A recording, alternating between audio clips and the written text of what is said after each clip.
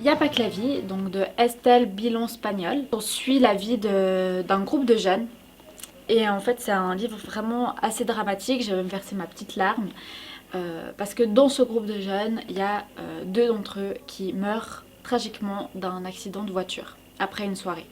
Dans ce roman, on est aussi dans la tête de la plupart des personnages importants de cette histoire. C'est hyper intéressant de voir le point de vue de chacun et de voir comment chacun fait ce deuil. Il y en a qui étaient proches de ces personnes, d'autres pas du tout. Et c'est vrai que c'est assez intéressant, je trouve, de nous avoir mis dans le point de vue de chacun d'entre eux. C'est un livre qui est fait sur 3 parties, donc avant l'accident, pendant l'accident et après l'accident. Je le conseille fortement, il est dramatique mais en même temps il est beau parce que tout n'est pas que porté sur l'accident, hein. Il n'est pas triste de A à Z, vraiment moi j'ai eu ma petite larme juste à un moment donné de ce livre. Mais ensuite, il est vraiment génial. Je l'ai vraiment adoré, donc je vous le conseille fortement. Les Roches Rouges de Olivier Adam. C'est l'histoire d'Antoine. On ne sait pas trop ce qui s'est passé dans sa vie au début du livre, mais on sait qu'il est très malheureux, qu'il n'a pas de travail, qu'il boit beaucoup. Jusqu'au jour où il rencontre Leïla, une jeune mère qui n'est pas du tout heureuse avec son copain, avec le père de son enfant. Avec le temps qui passe, ils décident, Antoine et Leïla, de s'enfuir avec l'enfant sur les routes de Côte d'Azur en France. Et on peut plus s'arrêter de le lire. J'ai vraiment adoré ce roman parce qu'on veut savoir s'ils arrivent à repartir à zéro dans leur vie. On voyage aussi avec eux, il y a du suspense. C'est vraiment un livre que je conseille à tous les lecteurs et lectrices qui aiment les romans de road trip et d'amour aussi un peu. Un de mes coups de cœur 2020, c'est un manga, donc Real Life. C'est un manga qui est fait en couleur, donc c'est assez rare pour un manga. Et ça parle en fait d'un homme, donc celui-là. Il a 27 ans et il est au chômage, il a démissionné de son travail. Et tout à coup, il a une agence qui le contacte. Ils lui disent: est-ce que ça te dit de rajeunir, on te donne une petite pilule pour rajeunir et tu fais une expérience pour nous.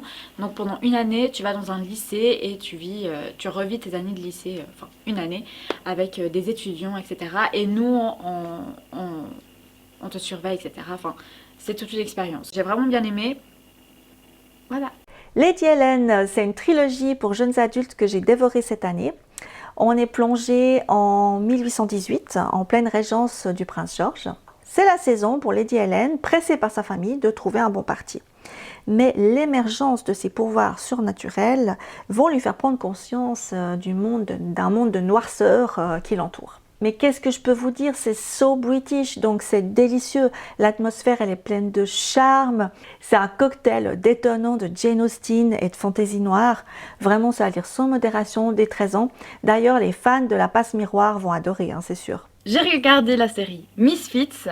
Je l'ai découverte cette année, bien qu'elle date des années 2009-2010. C'était un gros coup de cœur. C'est l'histoire de plusieurs jeunes délinquants. Suite à des crimes divers à Londres, ils doivent faire des travaux d'intérêt généraux. Mais un jour, un orage mystérieux éclate d'un coup sur la ville de Londres.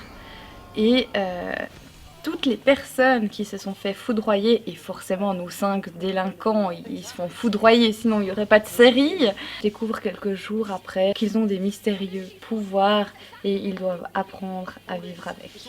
Et c'est très drôle, c'est superbe, même si c'est une série qui date d'il y a 10 ans, je trouve que c'est toujours aussi cool qu'à l'époque. Un autre de mes coups de cœur jeunes adultes, c'est Sortir d'ici de Renée Watson. J'avais déjà présenté The Hate You Give et c'est un peu dans le même genre. C'est une fille qui vit dans un quartier pauvre, donc c'est une fille noire, et en fait elle va dans une école privée, donc dans une école de riches entre guillemets, donc là où il y a beaucoup de blancs et puis les seuls noirs qu'il y a, ils sont super riches, etc.